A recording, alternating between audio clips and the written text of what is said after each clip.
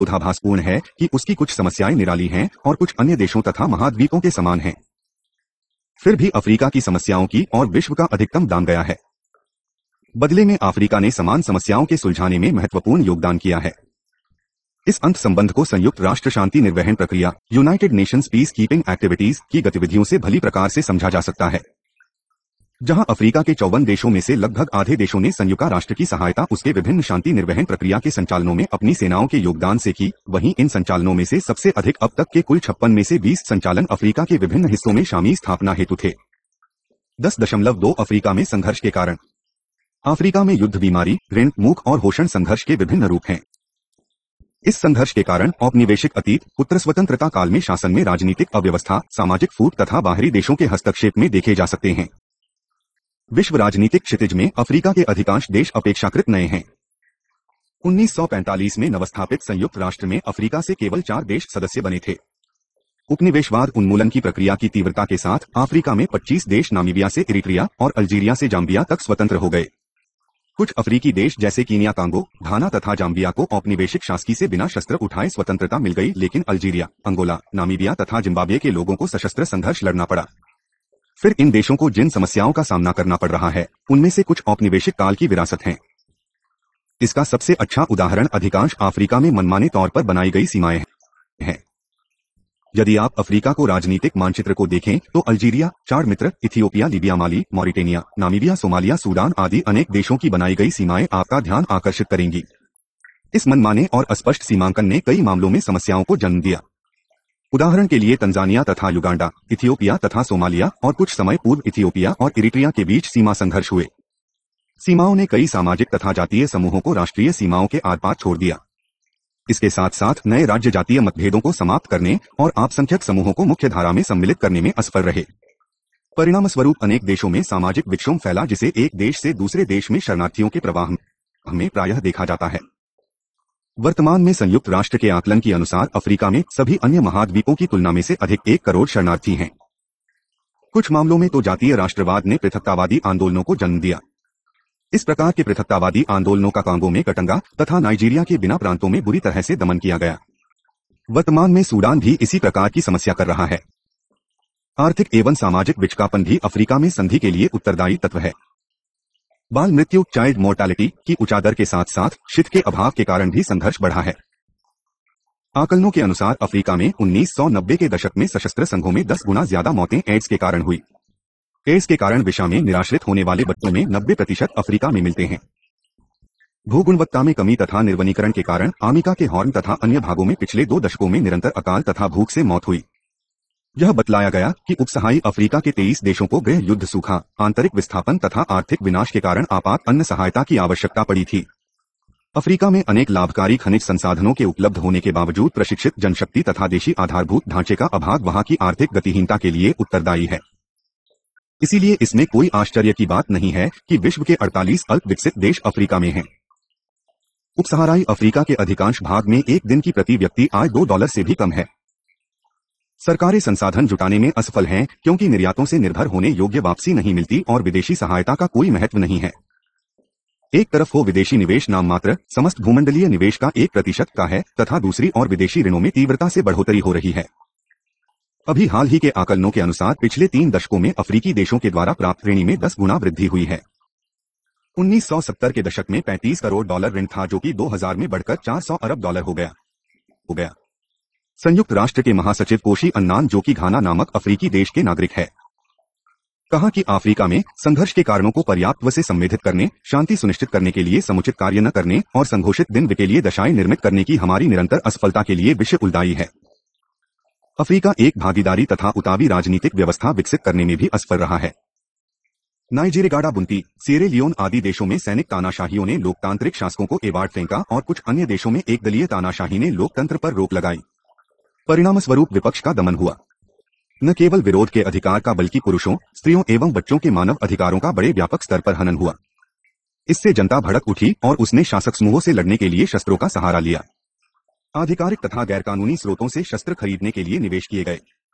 संयुक्त राज्य अमेरिका तथा भूतपूर्व सोवियत संघ के नेतृत्व में परस्पर विरोधी गुटों के मध्य शीत युद्ध प्रतिद्वंद्विता भी अफ्रीका में कई हिस्सों में कई वर्षों तक आग भड़काने के लिए उत्तरदायी तत्वों में से एक थी। इस संबंध में सर्वाधिक पीड़ितों में कांगी, अंगोला तथा अफ्रीका का हार्न थे। 10.3 संयुक्त राष्ट्र शांति निर्वहन प्रक्रिया की विशेषताएं। शांति निर्वहन प्रक्रिया अंतर्राष्ट्रीय शांति एवं सुख बनाए रखने में संयुक्त राष्ट्र की भूमिका का सर्वाधिक दृष्टिगोचर रूप बनकर उभरा है। 1948 से संयुक्त राष्ट्र ने 56 परिचालन किए। ये 56 परिचालन उत्तरी अमेरिका को छोड़कर शेष सभी महाद्वीपों के देशों पूर्वी तैमूर से अल सल्वाडोर और कंबोडिया से कोसोवो तक में किए गए। इस कार्य में लगभग 150 देशों के लगभग 1 करोड़ सैनिक, पुलिस एवं नागरिक लगे हुए हैं, जिसमें लगभग 27.1 अरब डॉलर का खर्च हुआ और 1778 लोग मारे गए। इस इकाई के लिखे जाने के समय 2.3 अरब डॉलर के आयोजित खर्चों पर 90 देशों की 40,000 यात्री 14 प्रक्रियाओं में शांति निर्वहन हेतु लगे हुए हैं। संवैधानिक परंपरागत विवेक ने विश्व शांति के लिए 2 प्रकार के रास्ते निर्धारित किए हैं: बातचीत, मध्यस्थता तथा पंच समझौते। चार्टर का 6वां अध्याय द्वारा शांतिपूर्ण कार्रवाई और आक्रमण को रोकने के लिए सैनिक तथा गैर सैनिक उपाय। अध्याय 7 द्वारा सैन्य कार्रवाई शांति निर्वहन प्रक्रिया में कार्रवाई दोनों में से किसी श्रेणी में नहीं आती, लेकिन उसने दोनों श्रेणियों से शक्ति प्राप्त की है। इसीलिए महासचिव जैग हैमरशेल्ड डैग हैममार्सजोर्ड ने इसे अध्याय 6 तथा आधा का नाम दिया था। संयुक्त राष्ट्र की शांति निर्वहन प्रक्रिया की गतिविधियों की कुछ उल्लेखनीय विशेषताओं के बारे में जानकारी रखना आवश्यक है। पहला, नियमानुसार संयुक्त राष्ट्र से संबंधित देश की औपचारिक सहमति से ही शांति निर्वहन प्रक्रिया के लिए सेना भेजी जाती है। यहां हम एक विशिष्ट उदाहरण देते हैं। संयुक्त राष्ट्र शांति निर्वहन प्रक्रिया में 1949 में जम्मू और कश्मीर में नियंत्रण रेखा पर केवल तभी पहुंचे जबकि भारत और पाकिस्तान ने उनकी तैनाती पर सहमति दी। वह व्यवहार संयुक्त राष्ट्र चार्टर के समप्रभुता समानता को सिद्धांत के अनुकूल था। दूसरे शब्दों में शांति निर्वहन प्रक्रिया स्वाभाविक तौर पर आक्रामक नहीं बल्कि निगदित होते हैं। वे युद्धरत सरकारों के दुश्मन नहीं बल्कि मित्र होते हैं। इसी कारण संयुक्त राष्ट्र संबंधित देशों से शांति निर्वहन प्रक्रिया के उद्देश्यों के लिए अनुपालन एवं सहयोग की आशा रखता है। एक और बराबर की महत्वपूर्ण बात यह है कि संयुक्त राष्ट्र परिचालन बहुत ही गंभीरता के साथ संघर्ष में किसी का साथ देने से बचते हैं, ताकि उनकी सच्चाई एवं निष्पक्षता पर किसी प्रकार का संदेह न रहे। इसलिए संयुक्त राष्ट्र शांति निर्वहन प्रक्रिया बिना दुश्मन के सैनिक होते हैं। अंतर्राष्ट्रीय समुदाय संयुक्त राष्ट्र शांति निर्वहन प्रक्रिया के परिचालन से अनुचित उच्च अपेक्षाएं नहीं रखता। शांति निर्वहन प्रक्रिया की अवधारणा का उद्देश्य युद्धास्त्र सेनाओं अथवा गुटों को अलग करते हुए मैदान में शांति बनाए रखना होता है, ताकि वे पुनः युद्ध शुरू करें। यह भी ध्यान रहे कि शांति निर्वहन प्रक्रिया का लक्ष्य युद्ध के मूल कारणों को सुलझाने का नहीं है, बल्कि उसका लक्ष्य तो शांतिपूर्ण साधनों द्वारा निपटान के लिए उचित दशाओं के निर्माण में सहायक होना है। शांति निर्वहन प्रक्रिया शांति स्थापना पीस मेकिंग से अलग एक स्वैच्छिक गतिविधि है। संयुक्त राष्ट्र के अंतर्गत शांति निर्वहन प्रक्रिया में बल प्रयोग से कठोरता से परहेज रखते थे। संयुक्त राष्ट्र की शांति निर्वहन प्रक्रिया में सैनिक या तो शस्त्रहीन अन्यथा वे आक्रमण की स्थिति में बचाव के लिए हल्बो हथियारों से लैस थे। यह माना गया कि शांति निर्वहन प्रक्रिया में सैनिकों की शारीरिक उपस्थिति, न कि उनकी मांसपेशियों की हशक्ति, मैदान में किसी अवांछित स्थिति को रोकने में एक आवश्यक प्रतिरोधक का काम करेगी। अंत में इन परिचालनों के सैनिक सभी भौगोलिक क्षेत्रों से विभिन्न गुटनिरपेक्ष एवं अन्य देशों के थे। कुछ अपवाद को छोड़कर सुरक्षा परिषद के 5 सदस्यों को संयुक्त राष्ट्र शांति निर्वहन प्रक्रिया में सेना में शामिल नहीं किया गया।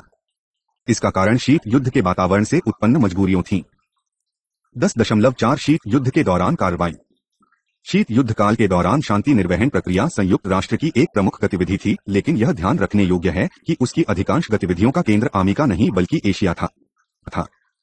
शीत युद्ध के लंबे 45 वर्षों के दौरान की गई 13 कार्रवाइयों में से केवल एक अफ्रीका में थी।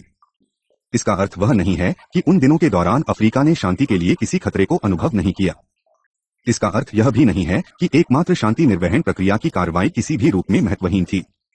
बात इसके विपरीत थी। वास्तव में अफ्रीका में उपनिवेशवाद तथा रणभेद के दोहरे खतरों से शांति कलंकित हो गई थी। संयुक्त राष्ट्र के शांति निर्वहन प्रक्रिया प्रयत्नों का इन खतरों से कोई संबंध नहीं था, बल्कि उसने उपनिवेशवादी और रणभेद नीतियों का विरोध करने वाले अफ्रीकी देशों एवं जनता से नैतिक, राजनीतिक तथा कूटनीतिक एकता स्थापित करने की प्राथमिकता बरती। इस रूम में संयुक्त राष्ट्र महासभा जनरल असेंबली ने सभी जगहों में औपनिवेशिक शासन के तत्काल अंत करने और स्थानीय जनता को सत्ता हस्तांतरित करने की मांग की। इसके अलावा एशिया और अफ्रीका के सहानुभूतिशील देशों के समर्थन से अंगोला, रोडेशिया, दक्षिण पश्चिम अफ्रीका तथा नामीबिया आदि में संयुक्त राष्ट्र ने कितनी भी सशस्त्र प्रतिरोध की उचित भराया। लेकिन सुरक्षा परिषद को बाहर रखा गया क्योंकि पश्चिमी सदस्य अपने उन मित्रों को त्यागने को तैयार नहीं थे जो उपनिवेशों को अपने साथ रखे हुए थे। लेकिन दक्षिण अफ्रीका के रणभेद के प्रश्न पर सुरक्षा परिषद अधिक समय तक उदासीन नहीं रह सकी। तीसरी दुनिया तथा अफ्रीकी देशों के दबाव में आकर परिषद ने यह निश्चय किया कि दक्षिणी अफ्रीका में रणभेद की नौती के जारी रहने से क्षेत्र में शांति के लिए खतरा है। 1977 में संयुक्त राष्ट्र के अंगों के साथ परिषद मिल गई और दक्षिणी अफ्रीका के अल्पतंत्रीय शासन को शस्त्र देने पर प्रतिबंध लगा दिया गया। शीत युद्ध के दौरान आली की एकमात्र शांति निर्वहन प्रक्रिया की कार्रवाई 1960 के दशक के प्रारंभिक वर्षों में कांगो में दीर्घकालीन 4 वर्षीय संकट के समय संपन्न हुई। यह एकमात्र कार्रवाई भी काफी व्यापक, खर्चीली तथा सर्वाधिक चुनौतीपूर्ण थी। इसमें 20,000 सैनिकों ने भाग लिया, जिसमें भारतीय टुकड़ी की संख्या सबसे ज्यादा थी। कांगो में कार्रवाई में जो सफलताएं मिली वे इस प्रकार है। कब बेल्जियम के सैनिक हस्तक्षेप का अंत हुआ। ख कटंगा के खनिज संपन्न क्षेत्र में अलगाववादी शक्तियों पर सशस्त्र विजय प्राप्त करके देश की एकता बनाए रखी गई। और ग सरकार पर नियंत्रण प्राप्त करने की प्रतिद्वंदिता की लड़ाई में युद्धरत गुटों में सामंजस्य कराया गया। लेकिन इस कार्रवाई में संयुक्त राष्ट्र का बहुत खर्चा हुआ, जिससे उसे पहले प्रमुख वित्तीय संकट का सामना करना पड़ा।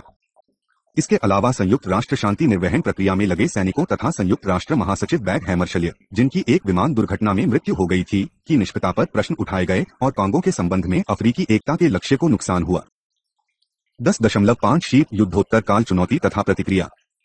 शीत युद्ध के उपरांत संयुक्त राष्ट्र की शांति निर्वहन प्रक्रियाओं पर विश्व की निर्भरता में कल्पना से भी अधिक विस्तार हुआ। शांति एवं स्थिरता की एक नई व्यवस्था के बजाय 1990 के दशक ने हिंसा और बर्बरता के दर्शन किए। देशों के मध्य युद्ध भले ही कम हो गए हों, देशों के भीतर संघों में अत्यधिक वृद्धि हुई। सशस्त्र झड़पों में 95% गृह युद्ध की श्रेणी के थे, जिसमें एक या अधिक विरोधी समूह किसी शासक गुट से लड़ रहे थे। यह केवल नाम के लिए गृह युद्ध थे। युद्धस्थ दलों में छोटे हथियार लोकप्रिय थे। अफ्रीका में लगभग 3 करोड़ छोटे हथियार प्रयोग में थे, जिसमें से पश्चिमी अफ्रीका उपक्षेत्र में 80 लाख हथियार प्रयोग किए जा रहे थे। 80 लाख से अधिक लोग, जिनमें बहुत सारे बच्चे भी शामिल थे, मार डाले गए और अनगिनत महिलाओं का बलात्कार हुआ। उनमें से किसी का युद्धस्थ गुटों से कोई संबंध नहीं था। बच्चों को बलपूर्वक हत्यारा बनाया गया। लगभग प्रत्येक परिवार के सदस्य की सिर्फ इस कारण से हत्या हुई, अथवा वे अपंग हुए, अथवा उनके साथ बलात्कार हुआ क्योंकि वे किसी समुदाय विशेष या अल्प समुदाय से संबंधित थे। रवांडा के एक जनवध के एक प्रकरण में 1993 में 4 सप्ताहों में लगभग 5 लाख हुत्स तथा तुलसी लोग मारे गए। इसी तरह से Somalia, Angola, Congo, Liberia, Sierra Leone तथा सोमालिया में लोगों ने संकट झेले। एशिया, यूरोप तथा संयुक्त राज्य अमेरिका से अधिक अफ्रीका इस प्रकार अंतः राज्य संघर्षों का केंद्र बन गया। कोगी के लोकतांत्रिक गणराज्य में युद्ध में तो पड़ोसी राज्य रवांडा, बुरुंडी और युगांडा सीधे तौर पर शामिल हुए। इसके कारण पर्यवेक्षकों ने इस संघर्ष को अफ्रीका का विश्व युद्ध कहा। जनवरी 2000 में पूरे महीने सुरक्षा परिषद अफ्रीका की विभिन्न समस्याओं पर विचार करती रही। 2003 में परिषद के 15 सदस्यों ने अफ्रीका में युद्ध की समस्या को सुलझाने के लिए गुट नेताओं को लक्षित किया गया और इन लक्षित नेताओं को शस्त्रों को बेचने, उनके तेल तथा हीरे जैसे नाजुक वस्तुओं के आयात अथवा निर्यात करने पर तथा उनकी हवाई यात्राओं की सुविधाओं पर प्रतिबंध लगा दिया गया। इन प्रतिबंधों को तोड़ने पर अनिवार्य दंड की व्यवस्था की गई। कुछ थोड़े से मामलों में सुरक्षा परिषद ने इच्छुक उप सदस्य देशों से व्यवस्था पुनः स्थापित करने को लिए आवश्यक सैनिक कार्रवाई करने को कहा। सोमालिया पहला उदाहरण था जहां अमेरिकी नेतृत्व में बहुराष्ट्रीय सेना ने इस प्रकार के कार्य करने की कोशिश की। 2003 में लाइबेरिया हाल ही का उदाहरण है। 5.1 शीत युद्धोत्तर शांति निर्वहन प्रक्रिया की तस्वीर। लेकिन संयुक्त राष्ट्र की अफ्रीका में युद्ध की समस्या को सुलझाने की प्रमुख प्रतिक्रिया उसकी शांति निर्वहन प्रक्रिया की कार्रवाइयों के रूप में हुई। शीत युद्ध के दौरान तो केवल 13 शांति निर्वहन प्रक्रियाएं आयोजित की गई थीं। लेकिन शीत युद्ध के बाद के 15 वर्षों में विश्व के विभिन्न हिस्सों में 43 मिशन भेजे गए। इनमें से 19 अफ्रीका के संघर्षग्रस्त राज्यों में भेजे गए। इन मिशनों में से कुछ मिशन प्रक्रियाएं आकार में काफी बड़े थे, लेकिन सबसे बड़ा मिशन पूर्व यूगोस्लाविया के राज्यों में भेजा गया। अन्य अफ्रीकी देश जहां पर संयुक्त राष्ट्र शांति निर्वहन मिशन भेजे गए के नाम हैं अंगोला, बुरुंडी, केंद्रीय अफ्रीकी गणराज्य चाड, कोते दे आइवोरे कांगो का लोकतांत्रिक गणराज्य, Eritrea, Ethiopia, Guinea Bissau, Liberia, Mozambique, Namibia, रयांका, सिमरे लियोन तथा पश्चिमी सहारा। अंगोला, सिएरा लियोन तथा सोमालिया में एक से अधिक कार्रवाइयों की गई। उदाहरण के लिए अंगोला में लगातार 4 शांति निर्वहन कार्रवाइयां हुई, लेकिन किसी को सफलता हासिल नहीं हुई। 3 को छोड़कर अन्य सभी कार्रवाइयों का उद्देश्य अंतर्राज्य संघर्षों में पुनः शांति स्थापित करना था। केंद्रीय अफ्रीकी गणतंत्र, मोजाम्बिक तथा नामीबिया में अन्नाचार्य शांति निर्वहन प्रक्रिया ने सफलता प्राप्त की, लेकिन अन्य राज्यों विशेषकर कांगी का लोकतांत्रिक गणराज्य, लाइबेरिया, सिएरा लियोन, सोमालिया तथा पश्चिम सहारा में ये मिशन असफल रहे। शीत युद्धोत्तर काल में अंतर्राज्य शांति निर्वहन प्रक्रिया के घटनाचक्र की 3 विशेषताएं उल्लेखनीय हैं। पहला, युद्धरत पक्षों के बीच युद्ध विराम व्यवस्थाओं की देखरेख करने के परंपरागत कार्यों अलावा उन्हें कई प्रकार की गतिविधियां सौंपी जाती है। दूसरा, उन्हें शांति समझौते के कार्यान्वयन में सामंजस्य की प्रक्रिया में सहायता देने के अलावा अन्य कार्य भी करने पड़ते थे, जैसे बारूदी तुरंगों, जैंट माइंस को साफ करना, विरोधी गुटों को शस्त्रहीन करना तथा उनका सैन्य विघटन करना, विरोधी गुटों को राज्य की पुलिस तथा सेना में एकीकृत करना, संकटग्रस्त आम लोगों को तुक्षा तथा मानवतावादी सहायता प्रदान करना, लौटते विस्थापितों का पुनर्वास करना, चुनाव कराना अथवा उसका पर्यवेक्षण करना और युद्धग्रस्त देश में प्रशासनिक तथा राजनीतिक संस्थाओं का पुनः निर्माण करना। स्पष्टतः ये सभी कार्य शांति निर्वहन प्रक्रिया के कार्य से अधिक थे और इसीलिए इन कार्यों का विवरण देने के लिए एक नई संज्ञा का प्रयोग हुआ, संयुक्त राष्ट्र शांति समर्थक कार्रवाई। संयुक्त राष्ट्र शांति समर्थक कार्रवाइयों में सैनिकों के अलावा अधिकतर नागरिक अधिकारी थे, जो कि नागरिक प्रशासन, सुरंगों की सफाई, भान्यतावादी कार्य, शिक्षा तथा पुलिस व्यवस्था जैसे विभिन्न कार्यों के विशेषज्ञ थे। विशेष रूप से पुलिस अधिकारी तो व्यवस्था के पुनःस्थापन तथा उसे बनाए रखने के उद्देश्य से की गई इन कार्रवाइयों के नजर आने वाले मार्ग थे। उनमें से 80% अफ्रीका, एशिया तथा केंद्रीय अमेरिका से आए थे। सोमालिया, मोजाम्बिक, नामीबिया आदि में कार्रवाइयों में सुरक्षा परिषद के स्थायी सदस्यों का योगदान एक स्थायी विशेषता बन गई है। सरल फ्रांस तथा इंग्लैंड अपेक्षाकृत फौज की व्यवस्था करने में वचनबद्ध है। स्थायी सदस्यों में चीन उपेक्षित रहा है और संयुक्त राज्य अमेरिका अफ्रीकी शांति निर्वहन प्रक्रिया के सर्वाधिक सक्रिय संबंधी 1993 तक सोमालिया में से सर्वाधिक अनिच्छुक अंशदाता के रूप में फिसल गया है। गतिविधियों तथा कार्यकर्ता वर्ग के साथ साथ उनके तरीकों में भी बहुत बड़ा परिवर्तन आया है। आप याद करें कि शीत युद्ध काल के दौरान शांति निर्वहन प्रक्रिया की धारणा बल प्रयोग को वर्जनीय मानती थी। शीत युद्ध के बाद अनेक कार्रवाइयों मोजाम्बिक, नामीबिया, इरिट्रिया, इथियोपिया में गैर बल प्रयोग के तरीकों को अपनाया गया, लेकिन सोमालिया तथा सिएरा लियोन ज़ैरो मिशनों में आवश्यकता पड़ने पर बल प्रयोग करने को कहा गया था। सोमालिया में दूसरी कार्रवाई पहली शांति निर्वहन कार्रवाई थी, जिसे 1993 में बार्टर के प्रतिरोधक उपबंध के अंतर्गत रखा गया था। इसमें संयुक्त राष्ट्र शांति निर्वहन प्रक्रिया सेना को मानवतावादी आपूर्तियों की सुरक्षा तथा उन सशस्त्र समूहों को सजा देने के लिए बल प्रयोग की आधिकारिक तौर पर स्वीकृति दी गई थी, जो संयुक्त राष्ट्र सुविधाओं अथवा कार्यकर्ताओं के लिए खतरा थे अथवा जो हथियार डालने से इनकार करते थे। लेकिन इससे अफ्रीका के सशस्त्र गुटों पर कोई फर्क नहीं पड़ा। संयुक्त राष्ट्र शांति निर्वहन प्रक्रिया की सेना की व्यवहार कुशलता और यहां तक कि पर्याप्त सैनिक क्षमता के बावजूद सशस्त्र गुटों की घास में कमी नहीं आई। परिणामस्वरूप शांति निर्वहन प्रक्रिया में मारे गए अथवा अपहरित हुए कुछ शांति निर्वहन सैनिकों के हथियार छीन लिए गए। शांति निर्वहन प्रक्रिया के अफ्रीकी अनुभव के संदर्भ में एक और विशेषता है। अनेक शांति निर्वहन कार्रवाइयों में संयुक्त राष्ट्र की इच्छा क्षेत्रीय संगठन को सहभागी बनाने की थी। अफ्रीकी एकता संगठन, पश्चिम अफ्रीकी देशों का आर्थिक समुदाय तथा दक्षिणी अफ्रीकी विकास समुदाय को शांति समर्थक गतिविधियों में लघु सहभागी के रूप में बारंबार शामिल किया गया था। उदाहरण के लिए अफ्रीकी एकता संगठन सोमालिया, मोजाम्बिक, इरिट्रिया, इथियोपिया में तथा दक्षिण अफ्रीकी विकास समुदाय कांगो के लोकतांत्रिक गणराज्य में संयुक्त राष्ट्र के साथ सक्रिय थे। लेकिन निर्णायक तौर पर यह कहना मुश्किल है कि यह भागीदारी किस तरह सफल रही। 5.2 शांति निर्वहन की समस्याएं। संयुक्त राष्ट्र शांति निर्वहन प्रत्येक प्रश्न का हमेशा सर्वश्रेष्ठ उत्तर नहीं होगा। उदाहरण के लिए सोमालिया में संबंधित दलों के मध्य समझौता न होने के कारण मैदान में आवश्यक समर्थन का अभाव था। ऐसी परिस्थितियों में शांति निर्वहन प्रक्रिया में तैनाती प्रत्युत्पादक भी हो सकती है। अंगोला में 4 संयुक्त राष्ट्र तैनातियों ने यह प्रदर्शित किया है कि युद्धक दलों के संसाधनों पर पहुंच से हिंसा को प्रोत्साहन मिलता है। उनसे यह भी पता चलता है कि अंतर्राष्ट्रीय व्यापारिक हित किस प्रकार से शांति प्रयत्नों की सफलता या विफलता पर प्रभाव डालते हैं। संयुक्त राष्ट्र शांति निर्वहन प्रक्रिया के सैनिकों द्वारा मानवतावादी सहायता को एक गतिविधि के रूप में अपनाने से कई अभूतपूर्व तथा व्यंग्यात्मक परिणाम हुए। पहला, सोमालिया तथा सिएरा लियोन में प्रतिपक्षी गुटों ने आपूर्तियों का वितरण मुश्किल अथवा असंभव बना दिया।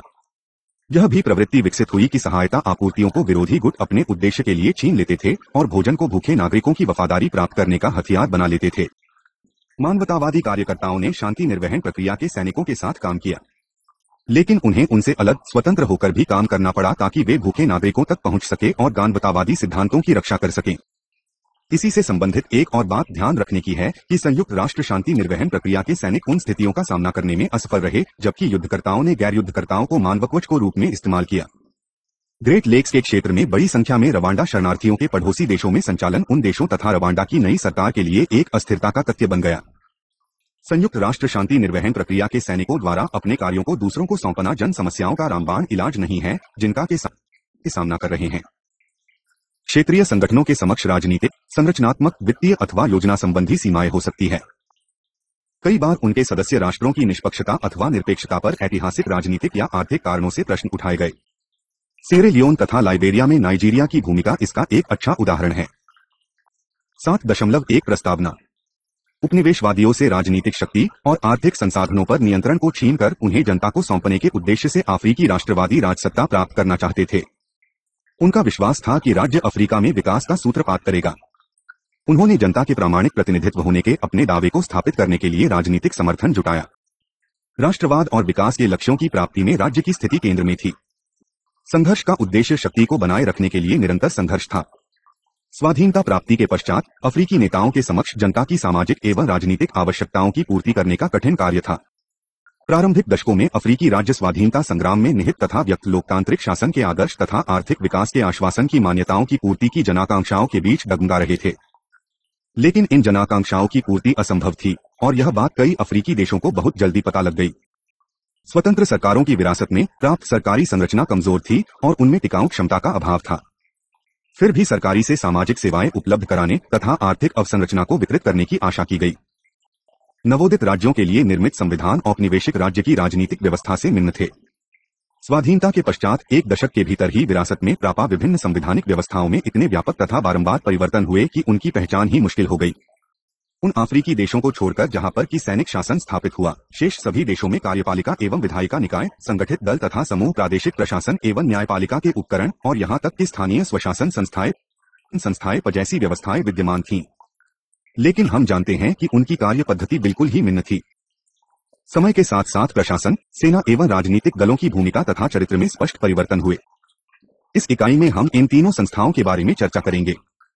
7.2 प्रशासनिक व्यवस्था।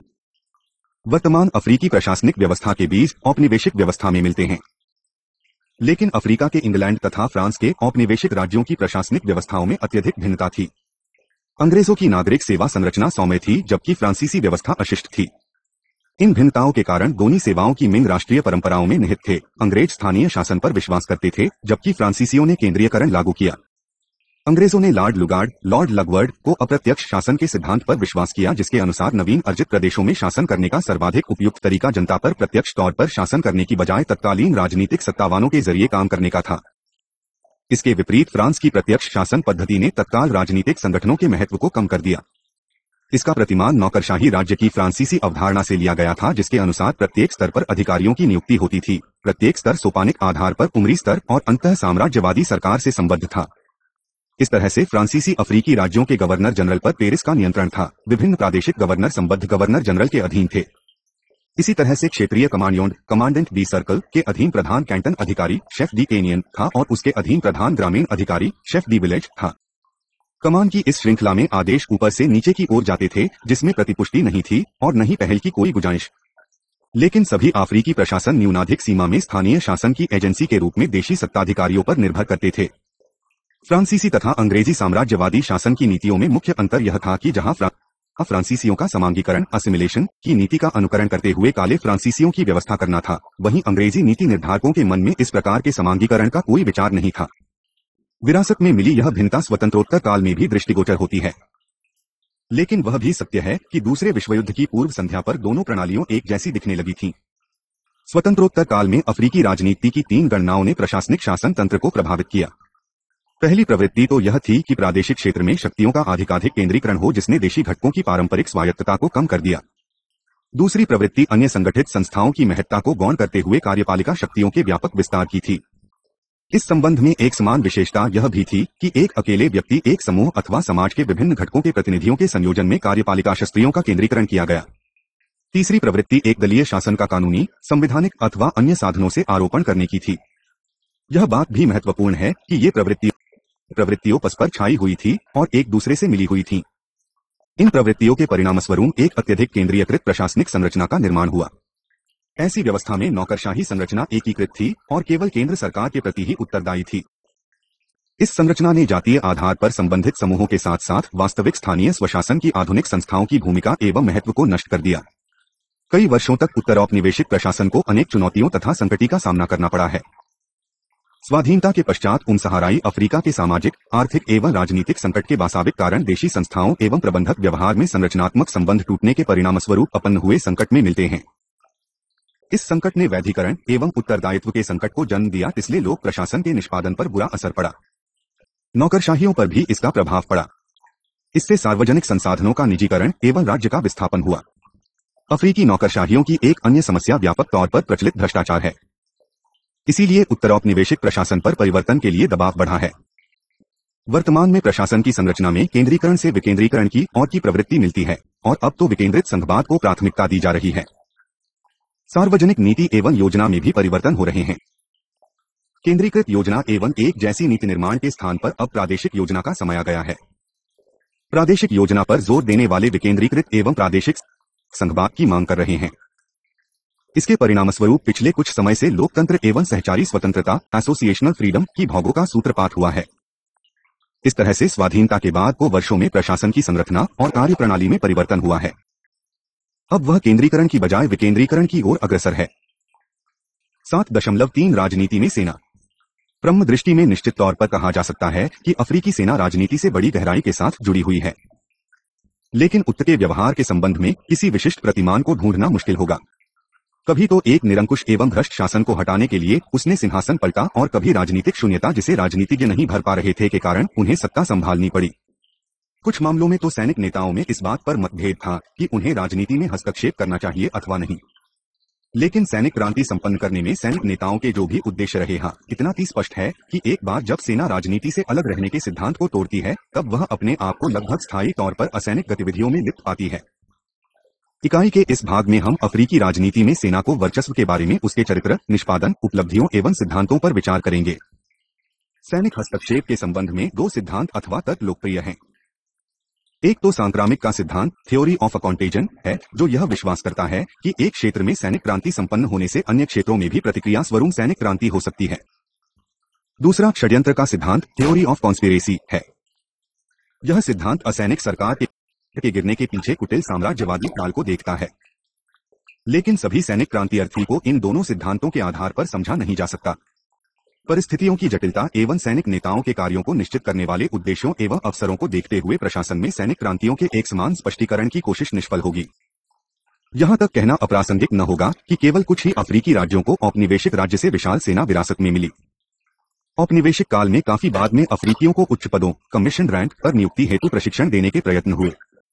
स्वतंत्रता के बाद प्रायः सभी देशों में सेना में उच्चतर पदों के अफ्रीकीकरण के लिए दबाव अनुभव किए गए।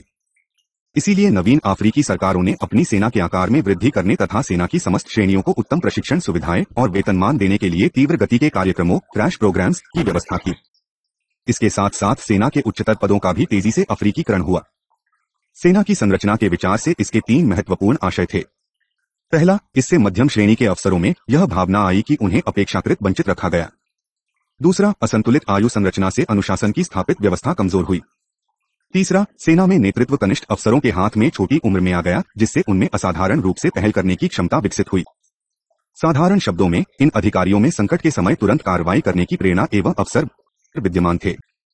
सैनिक क्रांतियों के एक ध्यानपूर्वक विश्लेषण से यह पता चलेगा कि सेना के आंतरिक संगठन से संबंधित तत्वों ने बाहरी तत्वों के रूप में सैनिकों की कार्रवाई निश्चित करने में महत्वपूर्ण भूमिका निभाई। एक सैनिक क्रांति का सफलतापूर्वक निष्पादन का प्रायः परिणाम व्यावसायिक राजनीतिज्ञों के साथ साथ वरिष्ठ सैनिक अफसरों का भी विलुप्त होना था।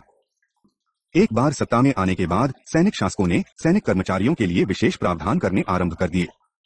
नित्य के प्रशासन के लिए सैनिक शासक नागरिक सेवकों पर अत्यधिक निर्भर थे, जिन्होंने परिवर्तन का स्वागत आंशिक तौर पर इसलिए किया क्योंकि इससे उनके कार्यों में राजनीतिज्ञों के थका देने वाले हस्तक्षेप की समाप्ति की पूरी संभावना थी। इसी बीच सेना द्वारा स्थापित प्रशासनिक तंत्र औपनिवेशिक प्रतिगान से काफी मिलता जुलता दिखाई देता था। इसमें केंद्रीकरण पर अत्यधिक बल दिया गया था और राज्य के कार्यों के परिचालन में नौकरशाही पर बहुत अधिक निर्भरता थी। स्थानीय स्तर पर देशी सत्तावानों को दिखावे के लिए विकेंद्रीकरण को प्रोत्साहन देने के लिए, लेकिन वास्तव में ग्रामीण विशिष्ट वर्ग से मैत्री स्थापित करने के उद्देश्य से पुनर्जीवित किया गया। लेकिन अत्यधिक शक्तियों के बावजूद सैन्य अधिकारी जन समस्याओं को सुलझाने में असफल रहे, जिनके लिए उन्होंने राजनीतिज्ञों को दोषी ठहराया। भ्रष्टाचार के उन्मूलन के बजाय उन्होंने उसे प्रश्रय ही दिया। सेना का यह प्रदर्शन इस बात को मिथ्या सिद्ध करता है कि वह प्रशासन अथवा समाज में महत्वपूर्ण सुधार ला सकती है। उसका तो प्रधान उद्देश्य एक विशिष्ट समूह के रूप में अपना वर्चस्व बनाए रखना होता है। फिर राज्य राजनीति में सेना की बढ़ती भागीदारी से सेना के संगठन में ही दरारें दृष्टिगोचर होने लगी थीं। उसके चरित्र में जबरदस्त परिवर्तन होने लगा। अनुशासन शिथिल हुआ और कुछ मामलों में उसका सैनिक श्रेणियों पर बुरा प्रभाव पड़ा। दीर्घकाल में संख्या अथवा अतिरिक्त आय के आधार पर न सही, लेकिन एक संस्था के रूप में सेना ने सैनिक शासन के अंतर्गत सबसे अधिक नुकसान उठाया। 7.4 राजनीतिक दल। औपनिवेशिक शासन के आरंभ के समय में परोपकारी समूहों फिलैंथ्रोपिस्ट्स ने अपने सांस्कृतिक संघों की स्थापना का प्रचार करते हुए राजनीतिक दलों के गठन को रोका। अफ्रीका में राजनीतिक दल का मुख्य आधार बीलों के संघ थे, जिनका उद्देश्य कबीलों की संस्कृति और परंपराओं का संरक्षण था। इन संघों का प्रारंभ प्रायः शहरी इलाकों में हुआ, जहां लोग प्रवासी होकर आए थे, लेकिन इनमें से अधिकांश संघ राजनीतिक दल न होकर आंदोलन थे। बाद में जब उपनिवेशवाद के विरुद्ध भावनाएं तीव्र हुई, तब जनता को उसके विरुद्ध एकीकृत करने की आवश्यकता महसूस की गई। कबीले के सरदारों जैसे परंपरागत अभिजन वर्ग, नवीन अभिजन वर्ग और शिक्षित लोगों ने तब राजनीतिक दलों की स्थापना की। जिन दलों की स्थापना की गई वे किसी विचारधारा पर आधारित नहीं थे। उनका मुख्य उद्देश्य उपनिवेशवाद का विरोध करना था। स्वाधीनता के उपरांत अधिकांश नवोदित राज्यों में शीघ्र ही एक दलीय शासन स्थापित हुआ। पूर्व एक दल का निर्माण, एक नेता के करिश्मा, एक शक्ति प्रदर्शन के लिए जनता को एकीकृत करने की क्षमता, 3 राजनीतिक समूहों को संगठित करने के तरीकों और 4 नेता द्वारा स्वीकृत आजीवन सदस्यता, जिसका अर्थ यह भी था कि केवल दल के सदस्य ही चुनाव लड़ सकते थे, के आधार पर हुआ। इसी दृष्टिकोण से हमें दल और प्रशासन के संबंध तथा विकासशील राजनीतिक व्यवस्था में दलों की भूमिका को देखना होगा। अफ्रीका में राजनीतिक दल कोई मजबूत अखंड संगठन नहीं थे। वास्तव में दल में स्थानीय और प्रादेशिक समूह शामिल थे। इन प्रादेशिक समूहों में केवल एक ही समानता थी और वह यही थी कि वे शक्ति के फलों को परस्पर बांटना चाहते थे। वे एक ऐसे वर्ग का निर्माण करने में असफल रहे जो क्रांतिकारी आंदोलन का अग्रणी रहता, जबकि दल जनसंगठन के रूप में संगठित रहते। यहाँ प्रश्न यह उठता है कि क्या इस प्रकार के दल अटल पुरुषों एवं महिलाओं के ऐसे निकाय बन सकते थे जो संकीर्ण तथा विघटनकारी शक्तियों के विरुद्ध खड़े होते हुए अपनी दूर इच्छा शक्ति का समाज पर आरोपण कर सकते? इस प्रश्न से वास्तव में कई अनसुलझे मुद्दे सामने आते हैं। एक तरफ यह माना जाता है कि राष्ट्रीय संसाधनों को निदेशित एवं गतिमान करने हेतु जनाधार वाले एक दलों का होना आवश्यक है, तो दूसरी ओर ऐसा प्रतीत होता है कि वे केवल राजनीतिक नेतृत्व को सुरक्षित करने के लिए बड़ी संख्या में समर्थन जुटाने में लगे रहते हैं। दोनों उद्देश्य परस्पर विरोधी हैं। यदि राष्ट्र को इकट्ठा करने का उद्देश्य कुछ सामाजिक एवं आधुनिक लक्ष्यों की प्राप्ति है, तो दल को परिवर्तन का चालक बनना होगा। लेकिन यदि उद्देश्य स्थापित राजनीतिक व्यवस्था की सुरक्षा मात्र है, तो दल प्रशासन के उपकरण बनने के अतिरिक्त कोई अन्य भूमिका नहीं निभा सकता। उपर्युक्त बात को ध्यान में रखते हुए अब हम एक दलीय शासन व्यवस्था में राजनीतिक दलों की भूमिका का परीक्षण कर सकते हैं। अफ्रीकी राजनीति की भाषा को देखते हुए यह समझाया जा सकता है कि अफ्रीकी नेताओं ने एक समय में दलों को सामाजिक एवं राजनीतिक परिवर्तन का सबसे महत्वपूर्ण वाहन क्यों माना। सबसे पहले दल उपनिवेशवाद के विरुद्ध गुलाम लोगों के एक समान मोर्च का प्रतिनिधित्व करता था। दूसरा दल राष्ट्रवादी नेताओं का एक मौलिक हस्तशिल्प था, जबकि औपनिवेशिकों से विरासत में प्राप्त प्रशासनिक संरचना को अविश्वसनीय माना गया। तीसरा प्रशासन के अफ्रीकीकरण करने के लिए दल को उस मंडार रिजर्व के रूप में देखा गया जिसमें से नए लोग भर्ती किए जा सकते थे। वास्तव में प्रशासन से अधिक दल विश्वसनीय प्रतीत हुए। उत्तरौपनिवेशिक व्यवस्था के निर्माण हेतु शासकों ने दल को बहुत सारे कार्य सौंपे। दल सरकार के सभी उपकरणों का पर्यवेक्षक, नियंत्रण एवं समन्वय करता था। वह विकास के लिए व्यक्तिगत पूर्व सामूहिक प्रोत्साहन की आपूर्ति करता था। नवीन राष्ट्र में बच्चों और वयस्कों को नागरिकता का प्रशिक्षण प्रदान करता था। ये एक और जनता को नेताओं के निर्णय कार्यक्रम एवं कार्यों के बारे में सूचना देते थे तथा दूसरी और नेताओं के लिए आवश्यक सूचना एवं समर्थन जुटाते थे। इस तरह से दल जनता तथा नेताओं और केंद्र तथा स्थानीय क्षेत्रों के बीच संचार का प्रमुख उपकरण था। इस तरह से दल राज्य के सहगामिनी हो गया। ऐसे राज्य जिनका चित्रण क्रांतिकारी केंद्रीकृत राज्य के रूप में हुआ, उनमें दल की जनता को एकजुट करने की भूमिका पर अधिकाधिक जोर दिया गया। लेकिन आइवरी कोस्ट तथा कीनिया जैसे राज्यों में, जहां दलीय प्रणाली में कोई प्रतिस्पर्धा नहीं थी, में ऐसा कोई जोर नहीं दिया गया। अंत में एक दलीय प्रणाली में दल अपने पुराने मूल प्रयोजन को भुला बैठते हैं और अपने अस्तित्व को बनाए रखना ही उनका मूल प्रयोजन हो जाता है। सरकार में अपने सुयोग्य वर्ग के शामिल हो जाने से प्रायः दल अपनी मूल फिवन शक्ति खो बैठे। समाज के सपांतरण के किसी वैकल्पिक उपकरण का प्रतिनिधित्व करने की बजाय के सरकार में प्रमाद बनकर रह गए हैं। 1900 के दशक में जब प्रशासन में अंतर्राष्ट्रीय मुद्रा कोष के दबाव में संरचना समायोजन कार्यक्रम की वजह से लोकतंत्र को लागू करने के लिए बहुदलीय प्रणाली का पुनर्सर्जन हुआ, तब जातीय, कबीलाई एवं प्रादेशिक बंधुत्व के आधार पर कई राजनीतिक दलों का उदय हुआ। विभिन्न राजनीतिक दलों के उदय से राजमुक्ति एवं राष्ट्रीय संसाधनों पर नियंत्रण के लिए प्रतिस्पर्धा में वृद्धि हुई है। संकीर्ण वर्ग अथवा जातीय समूहों पर आधारित